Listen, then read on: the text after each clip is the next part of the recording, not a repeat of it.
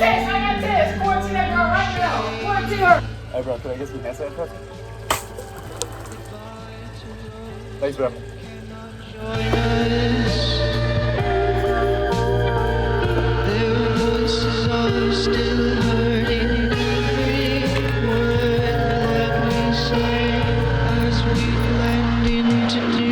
Justin, happy birthday to you. We have too much stuff to do. You can leave it.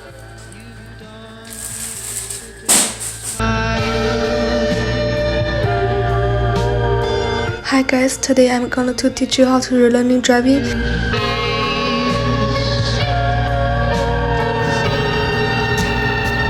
Hold on.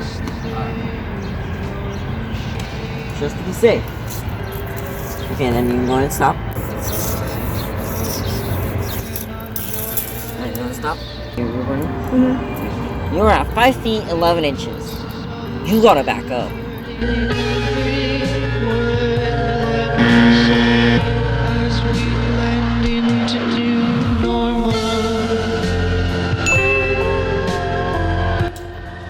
I need to sit down.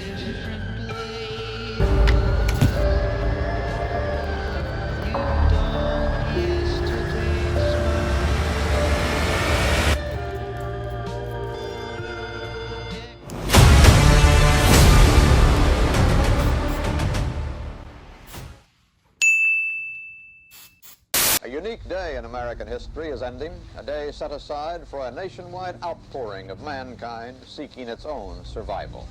Earth Day. Consider again that dot. That's here.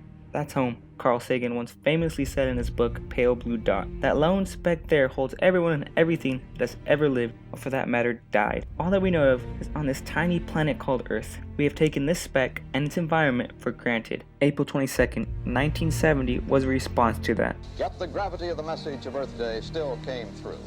Act or die. This didn't seem to change much. The worst oil spill in this nation's history. By today, 10 million gallons of oil covered 100 square miles of ocean. In 1990, Earth Day went global. One of the atomic reactors at the Chernobyl in the city of Kiev was damaged. Information now that this rig has gone under? It has gone under the surface. Still, many who are responsible for most of the world's emissions have not changed drastically enough. Suddenly America's like the biggest oil producer and the biggest gas. That was me, people. I just wanted to... The United States will withdraw from the Paris Climate Accord. This Wednesday was the 50th year of Earth Day, with two clear choices going forward. Act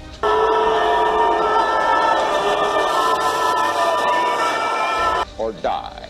As Sir David Attenborough, the voice of the BBC Nature documentaries, puts it, What we do in the next few years will determine the next few thousand years.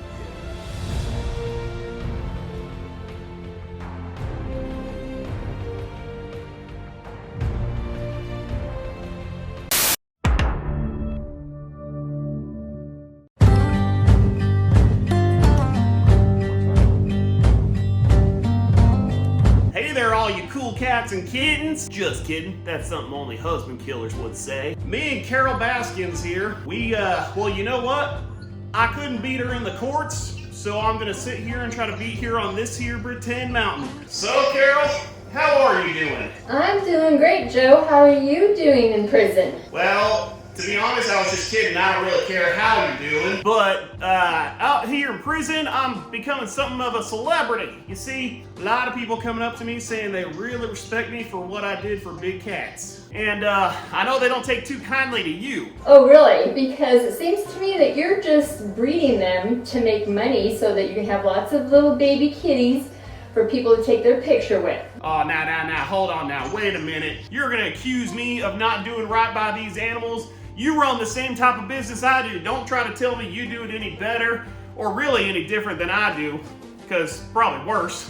What about you? My customers do not take pictures with little baby tigers. I do not breed. So, Carol, why don't you tell us about killing your husband? How'd that go down?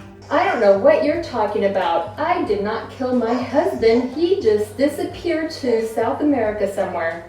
Disappeared in South America in a coffin that you probably built for him. There is absolutely no proof that I did that. Well, you know, that's left to be determined. We'll let the public decide that one. So now, Carol, why is it that you and your husband are so against me? I mean, here I was just trying to build a business and you went after me. Well, Joe, there can only be one big cat rescue, and I have the best one out there, so it should be me. But Carol, wasn't I here first? I don't think so. Oh, darn it. Okay, well, I thought I was. Well, okay, let me see what else. You don't have that Joe Exotic persona, you know? I mean, you're psycho and crazy and with that little side of sweetness in you, but you are not Joe Exotic, you know? People that come to my animal park, half the reason they come to see the big cat, half the other reason they come to see the big dog.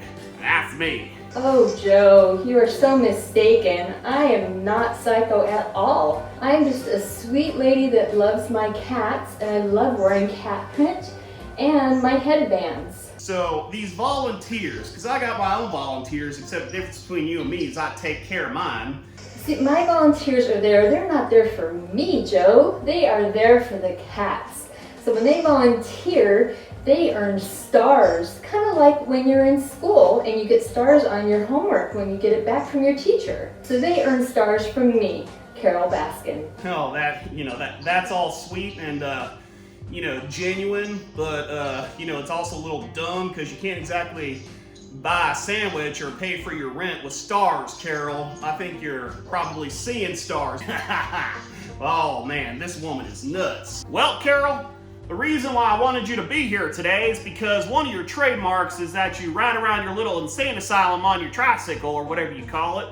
And you kind of created this, woman on wheels image. And for me, I've been embarrassed. I'm in jail. And to be honest, I kind of need a W. So I'm going to get on this here pretend bike and ride up a pretend mountain and leave your butt in the dust. Okay. All right, Carol, you ready to hit start? That's right, I am, Joe. All right, Carol, 3, 2, 1, I'm starting. And I'm going to get going right now. Start. Come on, Cody. Come on, motivate me, Cody. Oh, just go as slow as you can, Joe. Yeah, I thought you'd say something like that. Hey,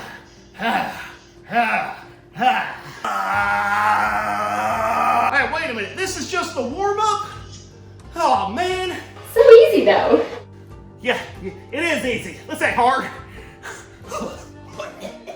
I'm gonna get you, Carol.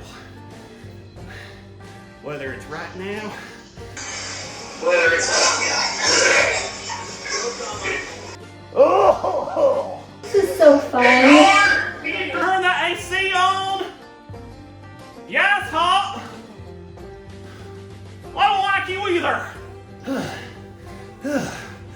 You're just showing off now. Maybe. You're gonna kick a man when he's down? Well, Carol, I lost to you in copyright court, lost to you in criminal court, can't even beat you on a darn mountain. Well, I have 101 output and you have 68, Joe. How about that? You know what? 68 is my favorite number. That was my goal. All right, well, audience, I'm sorry to disappoint you. I thought I was gonna leave Carol in the dust behind my wheels of speed, but, well, crazy people, they're capable of anything. So, Carol, I don't think I want to say this out loud, but thank you for joining me on this call. Thank you for inviting me and challenging me just so that I could prove to you once and for all that I am doing much better than you. Prove you're faster, meaning you can outrun the cops faster than I can. That's all this means.